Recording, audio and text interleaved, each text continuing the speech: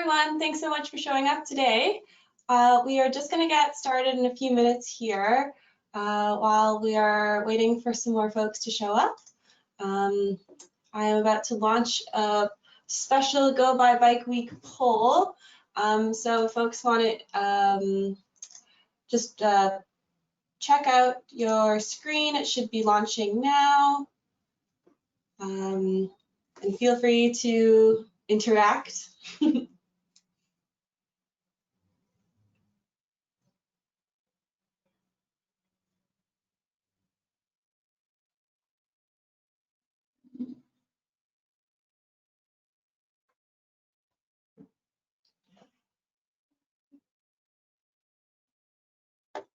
So I'm going to close that up right around now.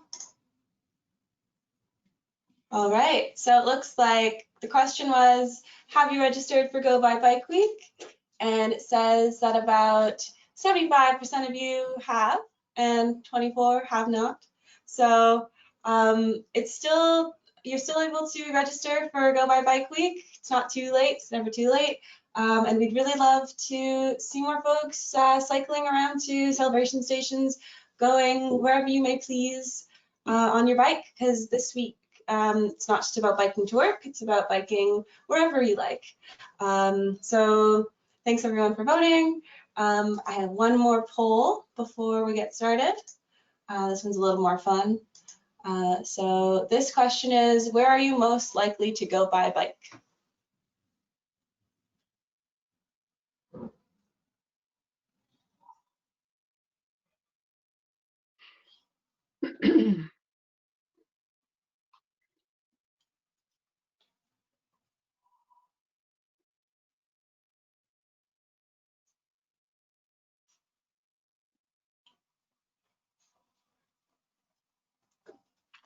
I'll just wait for a few more seconds here. Still waiting for folks.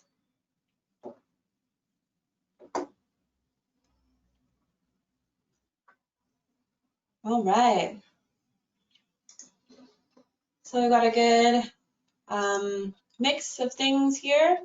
Looks like 15% of you said to work or school, 12 shopping, 35 to the park, the beach, or the farm. No one said nowhere, which is awesome.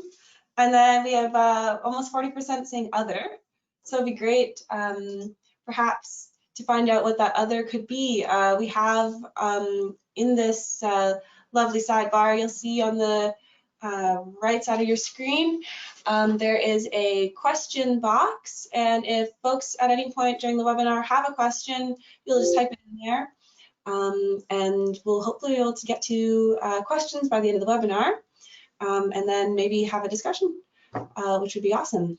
It also looks like we've got about 30 people online now, so I think it's a good time to get started. So we have all the time to get to the fun stuff. So welcome to the Bike to Work Society's webinar workshop series. We started the webinars this spring in order to continue serving our community throughout the challenges of the pandemic. And now we're back and we're here to celebrate Go by Bike Week. And it's a brand new event that hopes to include every kind of cyclist, whether you're going to work, whether you're going to school, grocery store, the beach, etc. Thank you for all who are returning for another great webinar, and welcome to all those joining us for the first time. My name is Justine, and I'm the Bike Skills Program Coordinator at the Bike to Work Society. Today I'll be acting as the moderator for the webinar. Today this is navigating the trickiest intersections in Victoria, which were all submitted by listeners like you. And we're joined today by two of our favorite bike skills instructors. We have Lana and Todd. And thank you, both of you, for taking the time to do this webinar today. They are the ones who are going to be guiding us through the tricky intersections. So I hope everyone's taking notes. For those who have attended our last webinar on tricky intersections, you'll remember that we ran a bit low on time, so we're doing our best to get through all the intersections. And then any follow-up questions can be emailed to myself or perhaps Lana and Todd if they're okay with that. If folks are experiencing audio or visual problems during the webinar, my only suggestion is basically to close down the program and then reopen it using the same link that you would have used to get in right now. Anything you may have missed will be available on our website as we are actually recording this right now. And for those just joining us, welcome. Once again, this is the Bike to Work Society's Navigating Tricky Intersections 2.0. And just before we get started, I would like to mention that the last Tricky Intersections webinar that we put on, we were joined by Karen Lavery from bikemaps.org. And I would definitely recommend checking out the data and research coming out of Bike Maps. Or you can watch our last webinar with Karen from July. Bike Maps is a really great app, and it allows anyone to report all kinds of incidences that occur on a bicycle, and not just collisions with vehicles. Last time, I know a few of us were surprised to learn that one of the highest causes for cyclist hospitalization in Victoria is actually from incidents to do with deer. So pretty much the most Victoria thing you could think of. But seriously, Bike Maps is an excellent resource that both victims and witnesses can report on. It turns out that only about 20% of cycling incidences are reported in official databases like ICBC or police records. So using crowdsourcing methods like Bike Maps or even this webinar give researchers the opportunity to gather more diverse data. And then from there, municipalities can take this data to improve the infrastructure for all road users. And yeah, a lot of what we're talking about today is the kind of data that is available on Bike Maps, because we're going to be discussing a lot of trail road intersections that are associated with near misses and collisions on Bike Maps. I think Todd will be discussing a few of these along the ENN trail. And I think it's time to turn it over to Todd. So I will just allow the screen sharing option to be turned over to Todd. And whenever you're ready, you can take it away.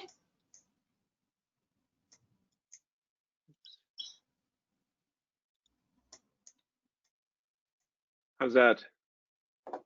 We're not seeing your screen yet. Oh, sorry. Perfect. Oh, I'm showing the presenter view. Sorry, I'll just switch here. My apologies.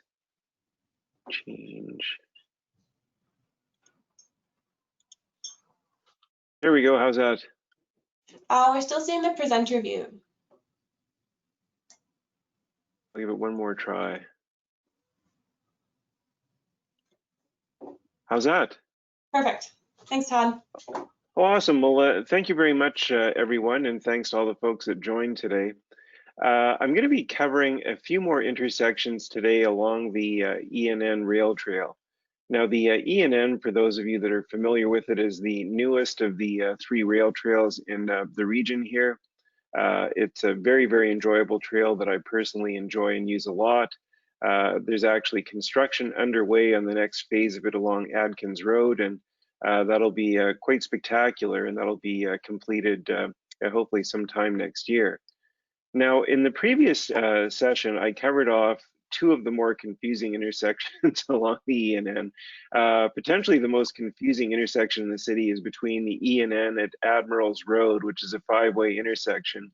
And for those of you that would like to brush up on the procedures to cross that, that would be on the Bike to Work website. So those things are all recorded, and the discussion around that's there. I also did the intersection of the ENN and Esquimalt Rd. So what I'm going to do today is continue on with some of the other intersections that people were asking about. And again, a couple of these are somewhat straightforward, and then a couple of them are a little bit trickier. But the first one I just wanted to cover off, we got a question from one of the participants last time about the intersections between the ENN trail at either Hutchinson Avenue or at Intervale. And both of these are really quite similar. So I'm showing pictures here of the intersection with Hutchinson Avenue. Now, these intersections have really almost everything in common. The motorists at those intersections face stop signs in both directions, so any motorist coming up to that is supposed to stop. The cyclists have clear passage, so the cyclists do not have any sort of stop or yield signs. But at both intersections, there is definitely restricted visibility. So as a cyclist, we do have to be extra careful about that. Now, again, as I indicated, the motorists do have a stop sign in both directions. So again, really counting on the motorists to be observant and to make sure they do stop at that. But of course, there's never a guarantee. The cyclists do not have any sort of a stop or yield sign. So again, free to go straight through at those intersections. And again, definitely that's the same pattern you see in a number of other intersections. For example, in the Galloping Goose, as you're going from the switch bridge towards downtown, there's about 4 or 5 intersections in a row that are similar to this, where the vehicles face stop signs and the cyclists can ride straight through. Now, at these intersections, though, I think some of the unique aspects, number one, there's very limited visibility. So you don't really see the motorists until you're almost right on top of the intersection. And so consequently, the motorists would not see you. So that would say that you have to be super careful going through those because having right of way doesn't necessarily guarantee that you're going to be completely safe there. It is getting darker now, so we're at the time of year where the sunset is getting earlier and earlier every day, heading towards the winter solstice when it's going to be getting dark effectively around 4 in the afternoon or something here. And then the motorists, as I said, may not always see the cyclists. And again, if you can't see them, they can't see you. So that does say you do have to be extra careful. Now, there's a number of things you can do to improve your visibility. Using things like lights, and again in BC here now, at nighttime, you do have to have a white light on the front of your bike and a red light on the back.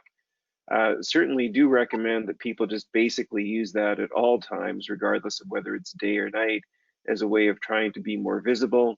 And with LED lamps and rechargeable batteries, the cost of doing that really is virtually nothing, so that's a good measure. Also wearing some kind of reflective material, be it a vest or even jackets or anything else that do have some reflective patches on them, is another good way of trying to be additionally visible.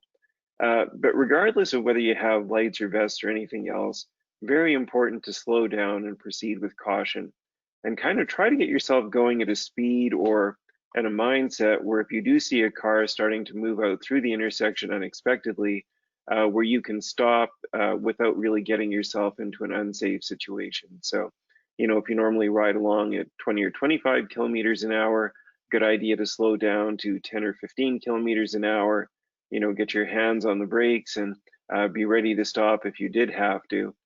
And again, never any substitute for kind of anticipating interesting safety situations, trying to make sure that you can respond to them without any drama. There are also other intersections in the on the rail trail system, where this whole same principle would probably apply. I think another one that people have probably seen is on the Galloping Goose going towards the General Hospital. If you're going in a westerly direction, that there's a little intersection where you go down a hill, cross a street, and then go back up. And same situation or same scenario, there is a stop sign for the motorists. The motorists are supposed to stop, but again, always worth being a little bit extra cautious just in case. So the Hutchinson and Intervale intersections are, ones where you should be able to ride straight through, but always worthwhile to be a little bit extra cautious. Now, the next one, two that people have asked about, the first one was the ENN Rail Trail at Devonshire. Now, this is the intersection of Devonshire and Fairview Road, as well as a crossing of the ENN Rail Trail. So again, I think whenever you've got more than 2 things in each direction, you're definitely into an intersection where lots more stuff could conceivably happen or go wrong there. Now, the other thing that I learned kind of researching this, and I kind of thought this was the case anyway, is in Esquimalt, you are not allowed to ride in a crosswalk. And looking through the bylaws for Esquimalt today, should they choose to enforce them, you could actually get a $60 fine for riding through a crosswalk. So worthwhile to be extra careful on that. And again, you know, what we're kind of telling you here really is the legal or the safest way to get across these intersections. So if you're coming down the ENN rail trail from the southeast, so that's from downtown going towards the west shore, what you would do here is ride on the trail and dismount at what I've shown here is point number 1 on the map. So just as you're getting up to the sidewalk there, you would walk your bike across the first intersection, which I've shown going to point 2, which is the crossing of Fairview Road, and then you'd walk over a little further and walk across the intersection at Devonshire Road. Then at point number 4, you would get back on your bike and start riding.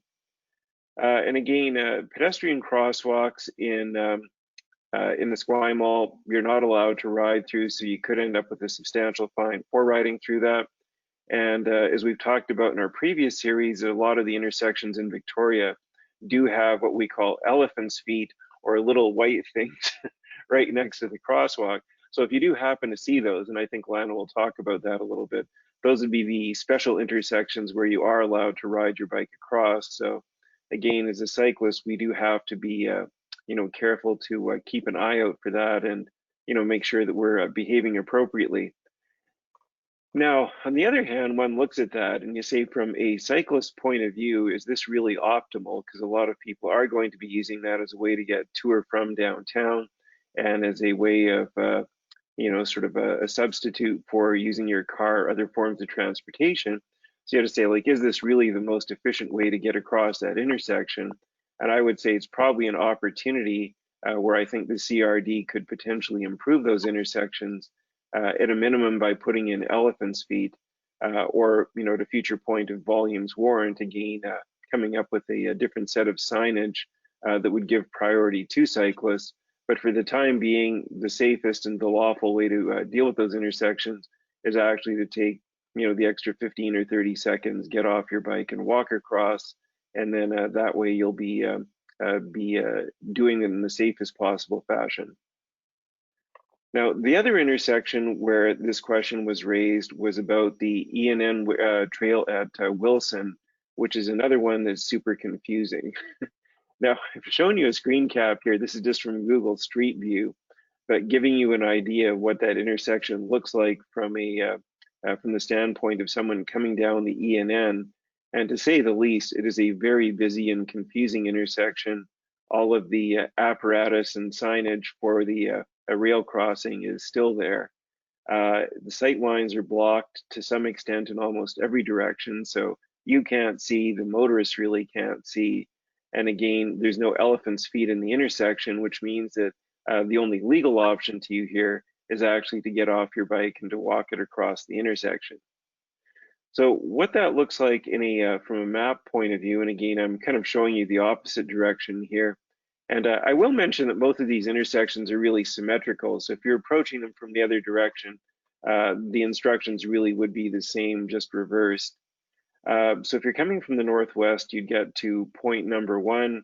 And again, that's what I showed the picture of in the previous slide. So again, you would get off of your bike. You would, as a pedestrian, use your superpower and convert from a cyclist to a pedestrian and walk across that intersection to point number 2, where you can get back on your bike, cross the rails at 90 degrees, of course. As where we're crossing rails, we gotta be oh so careful to make sure it's at 90 degrees, especially as we get into the fall here, we get rain and those rails start to get wet. And then you can remount your bike and continue onwards towards downtown. So, oh, sorry, I had a typo on my slide here. It should really be northwest to southeast. My apologies on that. But anyway, those are the instructions for how you would safely get across that. And again, probably really the same comment here, that I think there's an opportunity for this intersection to be improved. I think potentially by having elephant's feet alongside the signed crosswalk there, and again, to give people the opportunity potentially to ride across that. But since those elephant's feet, those markings don't exist today, the only way you can make sure that you're not going to end up with a $60 fine is to get off of your bike and to walk across that. So So those are some other intersections along the E&N trail that are quite interesting.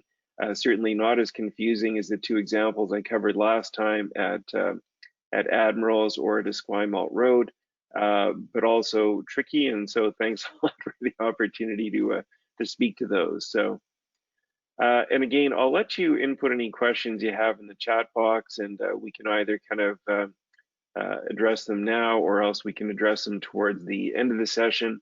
And if we do have extra time, there'll be an opportunity for a little bit of a write-in session where people could ask about additional intersections, and we'll try to provide some guidance on those as well. So, so with that, I shall turn things over to Lana. Okay, thank you, Todd. I will just make Lana the presenter. Oh, no, it looks like I've already done that. Hello? Perfect. Are you able to share your screen, Lana? Yeah, is it shared? Yes, looks great. Excellent. Okay, I'm just going to make a few adjustments here to what I can see.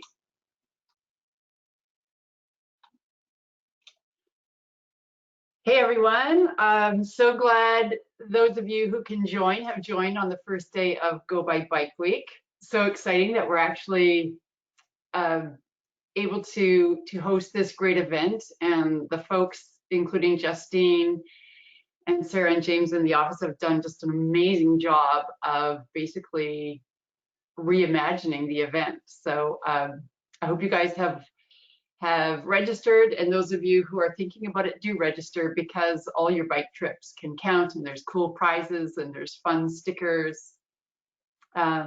So yes, pretty exciting. Thank you so much, Todd. Oh, I think I went ahead of myself. I really enjoyed that. And I really, yes, my name is Lana, introductions, instructor with the Bike to Work Society, and I'm pretty excited because we are starting to have our bike skills courses, mostly hybrid, up and running again, and that's great news. I wanted to say that all the people that submitted questions have had, there's been great questions answered or asked about the various intersections, and in fact, some of them I had to go to the intersection and just stand there and watch for a few minutes to get a sense of how to do it. There was some that really were kind of tricky. So where we're going to start is, I think, well, partly it's closest to where I live, Galloping Goose at Harbour Road, but it's one of the more straightforward ones, but it's a really good place to start because, like many areas in our region, the bike infrastructure is changing and it's dynamic. So Irene had a question about turning right from Harbour Road onto the Galloping Goose, the start of the Galloping Goose where the marker is. And she points out that there's a stop sign at an uphill, and there's some restricted visibility if you're turning right, as you can see here.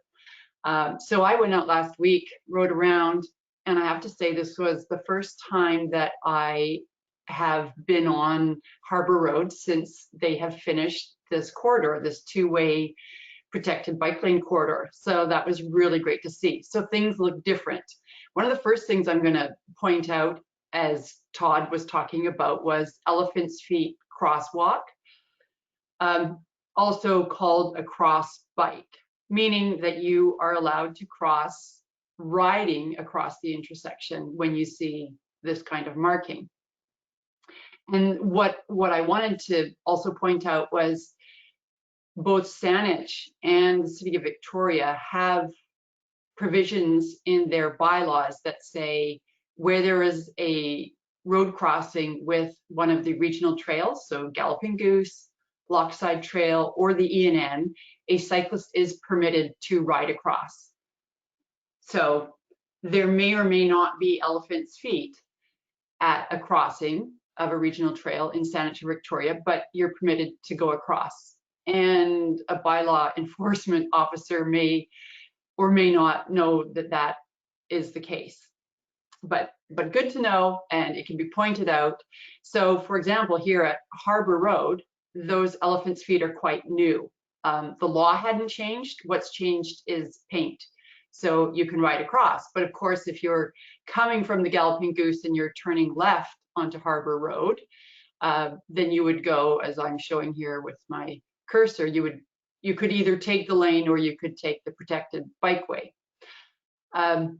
So back to Irene's question about turning right onto the Galloping Goose, it's also interesting because I think in all the years that I have ridden that route, I don't think I've ever seen a cyclist who is indicating that they're turning right from the road onto the Galloping Goose ever stop at this stop sign, even though the stop sign would apply to the cyclist as much as it would to the vehicles. Certainly a cyclist is going to stop if someone's in the crosswalk, a cyclist or a pedestrian, but I've never seen a pedestrian or a cyclist stop, signal they're turning right, and then turn right. And it makes me think about some information that Todd shared with me, which is that Washington, the state of Washington, is just recently passed what's called the Idaho Stop Rule. Idaho State being the first state which passed this law. And so amongst their bike laws,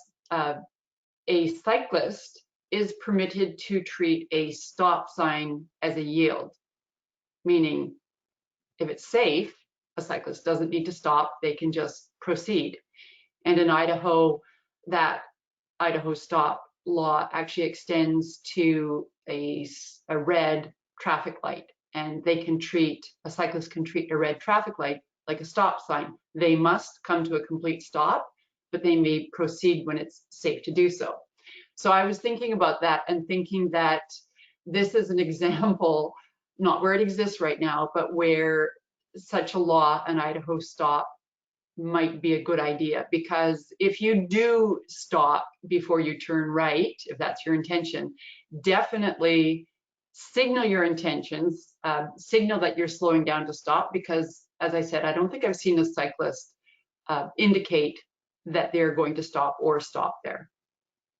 So there we go, Harbour Road and the Galloping Goose. And I put this picture, the view to the southeast, in, because if you haven't been here in a while, it's wonderful to see that the city of Victoria is expanding on their network of all ages and abilities, AAA protected bike lanes. So now that connects to the Johnson Street Bridge and Warf Street and Pandora and Fort.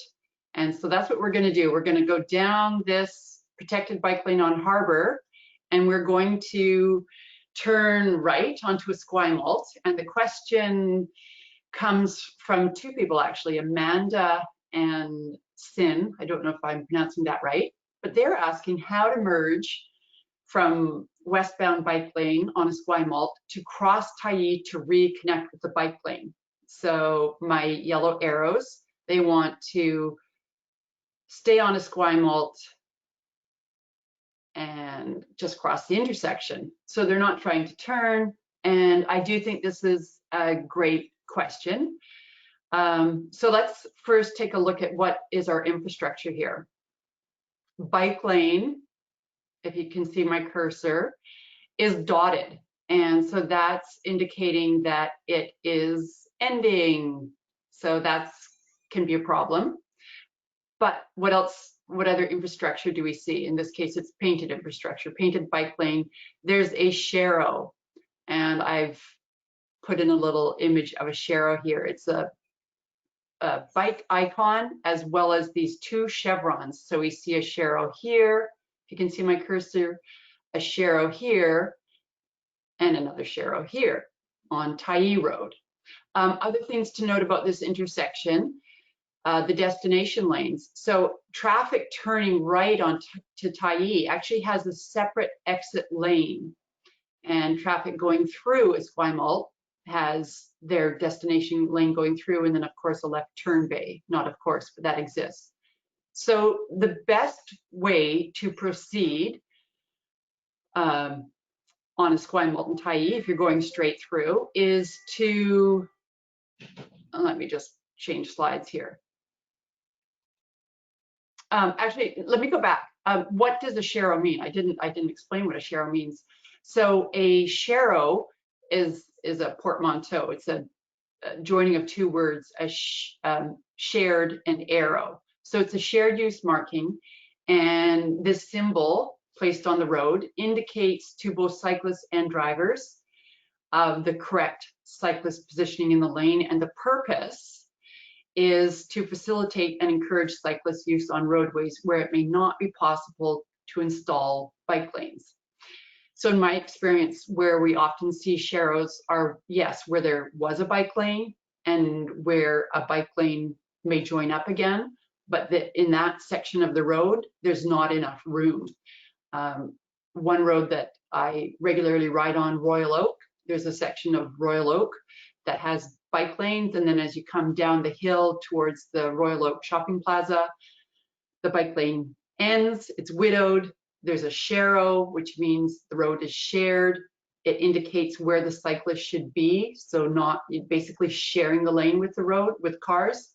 And then once you cross over the Pat Bay Highway, Royal Oak continues, and there's a bike lane again.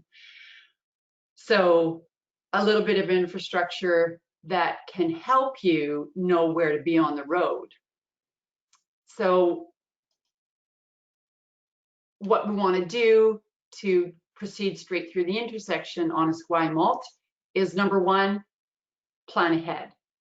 Shoulder check and signal that you're moving laterally, left in the lane, so it would be a left-hand signal.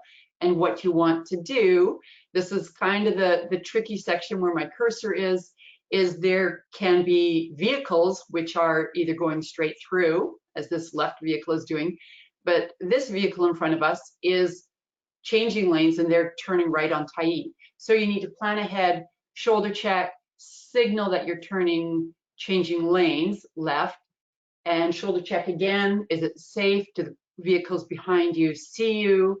Find a gap in the traffic, move over, and as we can see here, there is a bike lane resuming as you actually approach the intersection. So this third picture over here, once you've safely merged through that space, that turning lane, you've got a bike lane. And the fortunate thing about this situation is as you proceed through that intersection in the bike lane, it's great because there's no risk of right turning motorists. They had their turn lane, and so there's no risk of having conflict with a right turning motorist in the intersection. I'm going to just skip back to this slide because maybe this doesn't feel very comfortable, and I didn't show the second option. The second option would be to, if you can follow my cursor, stay in the right turn lane for Tyee Road. The sharrow indicates here where to position yourself. You could dismount here at the crosswalk, go onto the sidewalk, get off your bike, walk across the crosswalk at Tyee, walk across this crosswalk with the pedestrian light, and then here, as hopefully you can see, there is a bike lane on Esquimalt, and then get back into the bike lane when it's safe to do so, watch for oncoming cyclists, and proceed on your way. And there may be situations, most situations, where you do option one, which is vehicular style, essentially. There may be times when the traffic is so bad, so heavy, I should say, that opting for a pedestrian style may suit you. So you have two options there. Moving on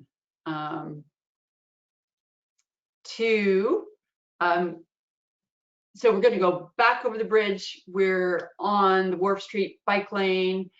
Those opened up in the end of last August and early into September, the two-way protected bike lanes on Warf St and Humboldt. So we are at the easternmost, I guess, terminus of the Warf St bike lanes, where it's become Humboldt. And we have a question from Mark, and traveling east on Humboldt, he is concerned that the right-of-way is unclear to cyclists and motorists. And yes, I agree with you, Mark, if you're here. And then again, this is actually a similar question as the previous one. We are talking about navigating through an intersection without turning. And again, you might think that this is straightforward.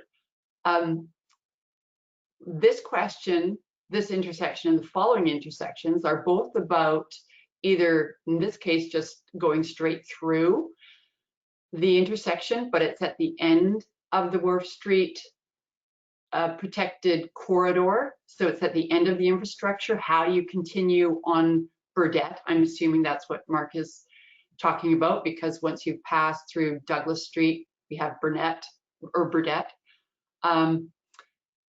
But then the next intersection is another question about leaving the Warf Street bike lane. So Warf Street is great if you're just going back and forth, turning onto Fort. There's some turn lanes, but at the terminus here, if you want to go from Humboldt through to Burdett, it's kind of tricky. It's a bit of a head scratcher. And I was participating in the City of Victoria's outreach campaign.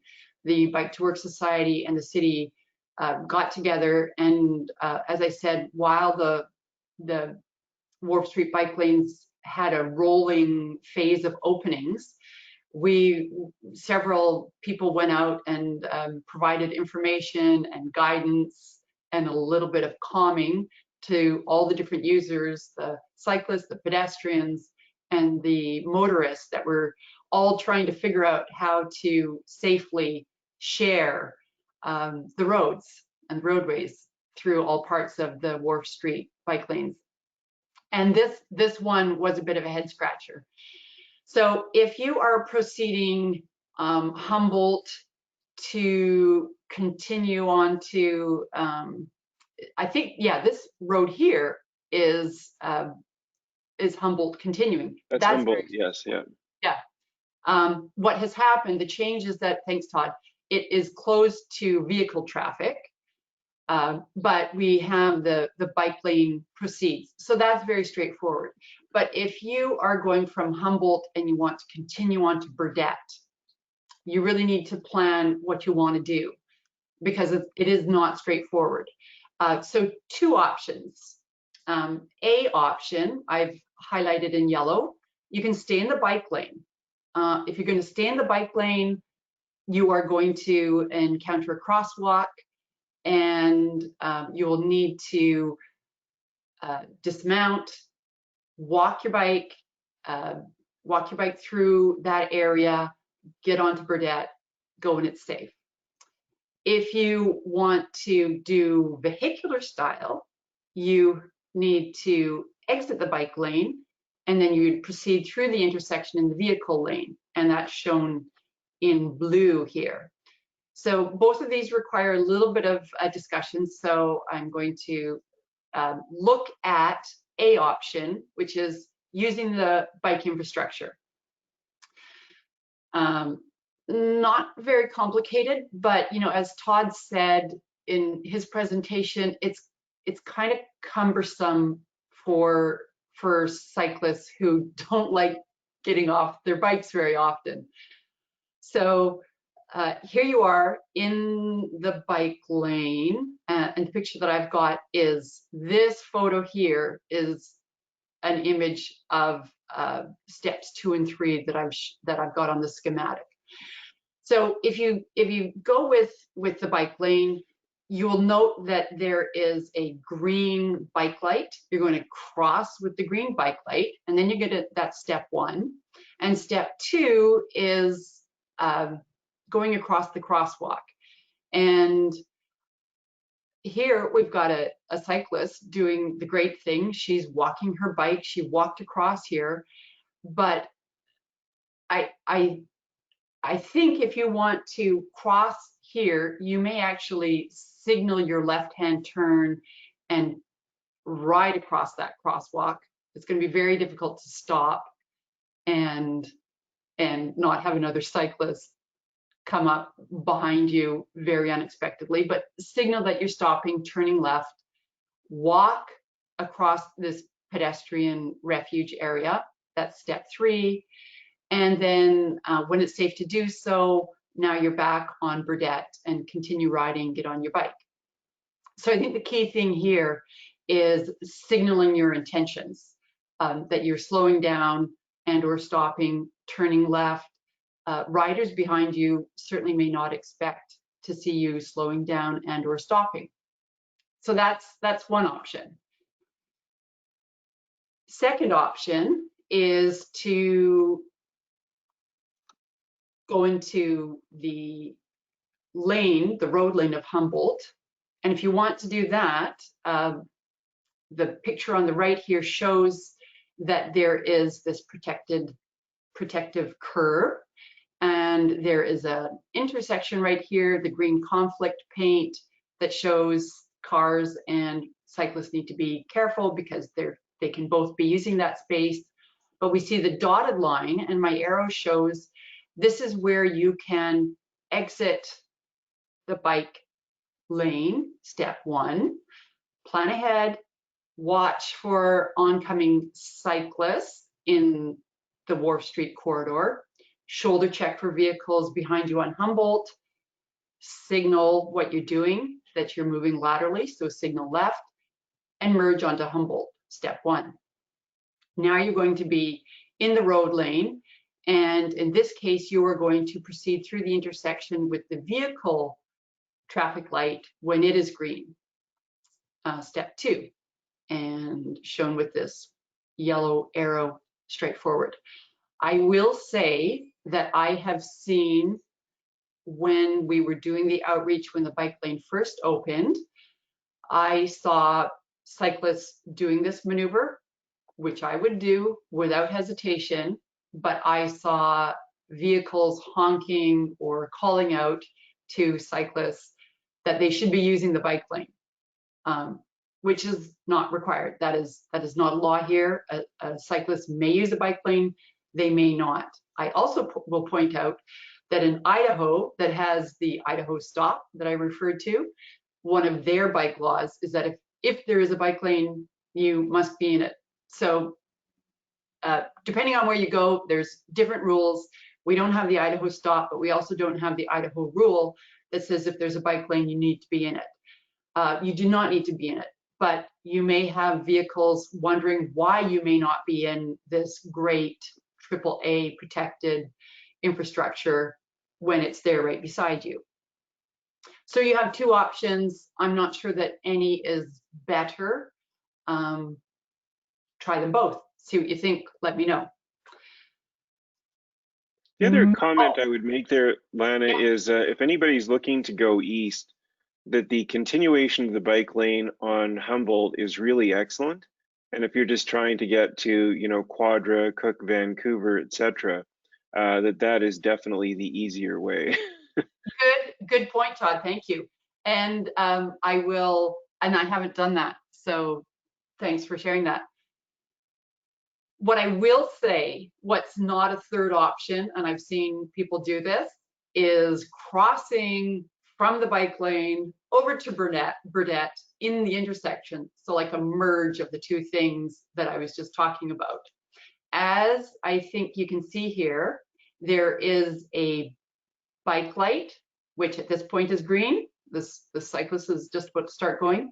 And the vehicle light is red. Those lights are not in sync for vehicles and for cyclists, but I have seen vehicles that do want to go up onto Burdette and they cross right through.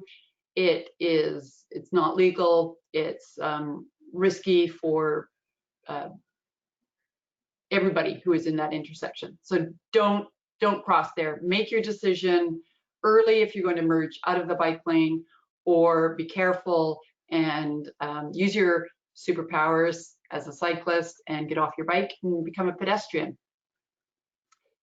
The last intersection that I'm going to talk about is the one that that really had me stumped. I've never made this turn. So Rich is asking, what about, now we're at the other end, so we turned around, we went back down Warf Street, and we want to turn right onto Johnson from the Warf Street bike lane. I've included this aerial view.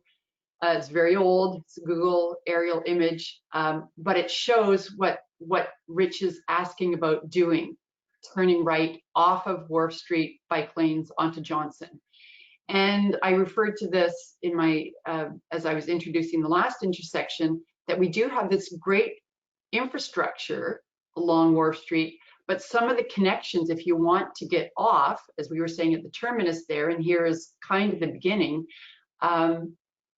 getting off the Warf Street bike lane to turn right onto Johnson is kind of tricky. And I guess I hadn't done it before. So I went down on the weekend, and I just stood and I was watching to see, well, there isn't a good option. I will point out that if you are on the Pandora two-way protected bike lanes or on the Fort Street two-way protected bike lanes, what the city has done, you can see my cursor, they have installed these bike turn boxes that allow pedestrians to get on and off the two-way corridor safely using two-stage turns. And if you're interested, the last webinar that we did, I talked a lot about how to do the two-stage turns. So you could go and check up on that, or look at the City of Victoria website, has information. There's no such bike turn boxes on the Warf Street corridor. So I watched, and finally, sure enough, I saw a cyclist planning to do exactly this, turn right on Johnson. So the first step is for pedestrian style turn. I'm going to give a second option after this. But if you want to use the infrastructure, switch to being a pedestrian, signal left, as this cyclist is demonstrating so correctly. And we have quite a large bit of what's called pedestrian refuge here, the raised concrete island. Get off the bike, as we can see in the second slide, wait for the pedestrian light, walk across the crosswalk, and I haven't showed number 3, but when it's safe to do so, get back on your bike, continue riding on Johnson. There is a bike lane there. Next option, though, is to be vehicular. And I referred to it in the last intersection at Burdett, or Humboldt and Douglas. This is to leave the bike lane and get into Warf Street vehicle lane and make your turn as a vehicle.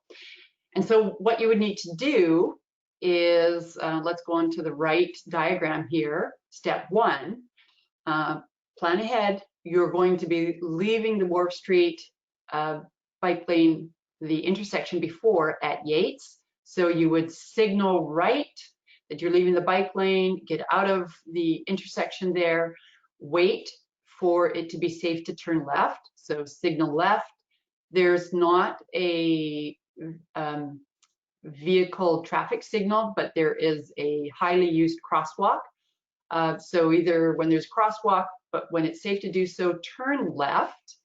Number 3, step 3, you've got, as you can see, 3 lanes. One is left turn lane, one is straight through lane, and then the right turn lane. So you're going to want to carefully check and signal that you're moving over into the right turning lane, and then you can turn right with traffic onto Johnson Street and either proceed in the bike lane or proceed in the vehicle lane. And I'm not going to comment on which I think is better or safer. I think that depending on the conditions, either is completely legal and either can be safe. This section downtown, as many people who live in the area know, the traffic does not move very fast. There's a lot of pedestrian activity, so it's stop and start traffic. So to do what I've shown here, steps 1, 2, 3, 4, to find a gap to cross over. If you're a confident cyclist or you ride on the roads fairly often, that's not, it may look intimidating, it's not that hard to do. And if you think it's daunting and you want to do it, then I would say sign up for one of our adult bike courses, because that is just the kind of thing that we would show you how to do. And that is the end of my slides. So I don't know if we have questions. Actually, Lana, I do have one question for you, looking at that diagram. Could I get off my bike and cross as a pedestrian across Yates Street to the east side and then get back on my bike? Ah, very good, Todd. So that's the third option. Okay, if you can see my cursor, Todd, are you proposing crossing here and crossing here as a pedestrian? Whoop, I just lost my screen. Yeah, that was my question. Would that be a legitimate thing to do as well? I think that would be perfectly legitimate, because as we like to say, as we're fond to say, that did I lose my screen here? Is that better? Yeah, if you're uncomfortable doing the vehicular, as I've shown in steps 1 through 4, yeah, sure.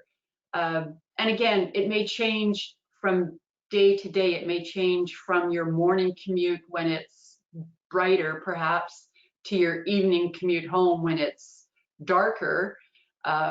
Everything can change depending on atmospheric conditions.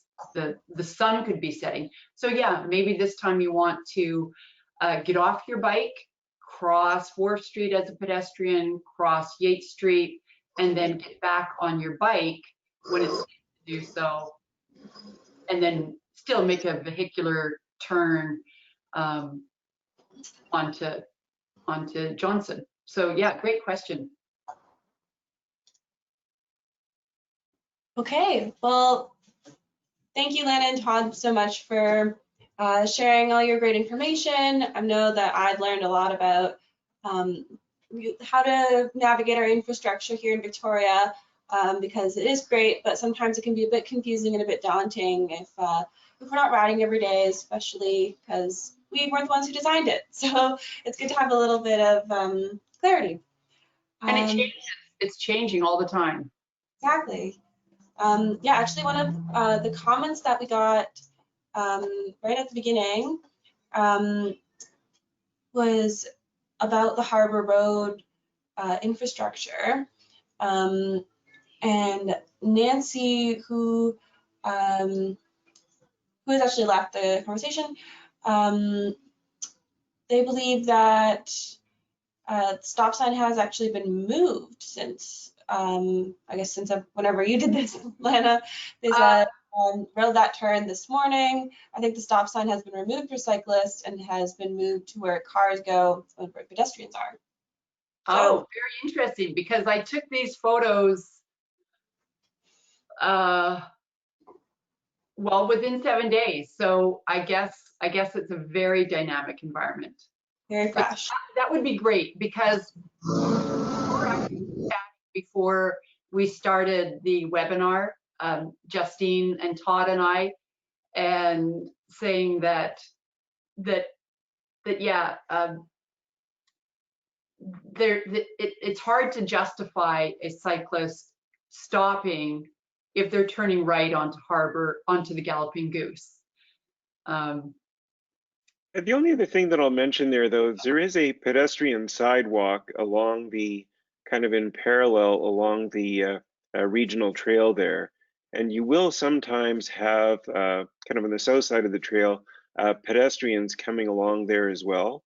So if you are making that right-hand turn, you do sort of have to watch for pedestrians that might pop up suddenly if they're going from that pedestrian trail on the south side to cross Harbour Road. I completely agree with you. I completely agree with you. And the Idaho stop is actually new to me. And I think what's required is that the cyclist proceeds with caution. The cyclist proceeds with due care and attention, controls their speed. And I really liked what you'd said earlier, Todd, which is be prepared to stop at a moment's notice. So it's true. I'm trying to remember who it was. I think it was Amanda. Was it Amanda? Irene had asked, and I'm not sure who just asked the question to Justine, but yeah, it's really important. Pedestrians always have the right-of-way crossing, but you want to be able to ride in control. It doesn't mean necessarily that you have to stop. So if the stop sign has been removed for cyclists, I think that's great. But it still means that you need to proceed with due care and attention, and not, cause alarm to any other users, whether it's other cyclists or other pedestrians. For sure. I will say I have a few more things to kind of announce before we finish the webinar, but there is, right at this time, someone leaf blowing and mowing the lawn, so there might be some loud noises, but I did want to show my screen just for a moment.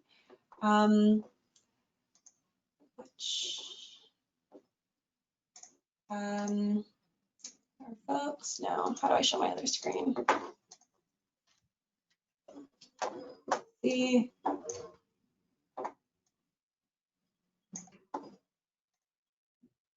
Okay, that'll do, I guess. Thank you all for joining us today for the first of our webinar workshops for Go by Bike Week. I don't know if anyone was aware, but we have actually picked a winner for the attendee. It was the attendee of today, whatever webinar winner that means. And the prize is a Cycles West free tune-up for your bike. And this is about, I guess, like $100 worth.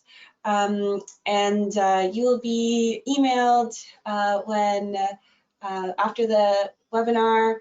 So we're not going to announce who you are over the webinar.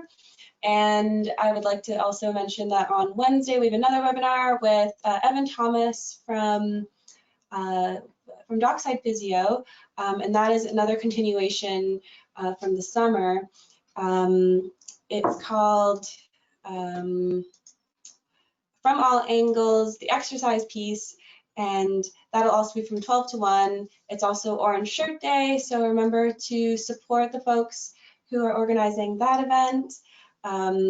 Also on Friday, we have our very first online movie with the Bike to Work Week, and it's called Ovarian Psychos, and it's a great documentary about women of color who are organizing to stand up for the kind of injustices that come along with being a cyclist in LA and being